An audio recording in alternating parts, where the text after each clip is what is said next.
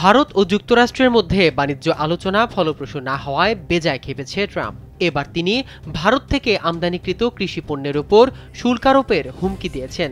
বিশেষ করে ভারত থেকে আমদানিকৃত চালের উপর এবং কানাডা থেকে আমদানিকৃত সারের উপর শুল্ক আরোপ করতে পারেন ট্রাম্প। সম্প্রতি হোয়াইট হাউসে এক বৈঠকে কৃষকদের জন্য মাল্টিমিলিয়ন ডলারের প্যাকেজ ঘোষণার সময় ট্রাম্প ভারত ও এশিয়ার অন্যান্য দেশ থেকে আমদানিকৃত কৃষি পণ্যের ব্যাপক সমালোচনা করেন।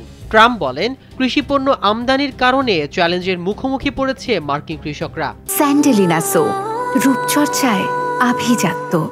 এজন্য তিনি শুল্ক আরোপের মাধ্যমে কৃষকদের সহযোগিতা করতে চান। আর এই শুল্ক থেকে তিনি $12 মিলিয়ন অর্থনৈতিক সহায়তা কৃষকদের মাঝে বিতরণ করবেন।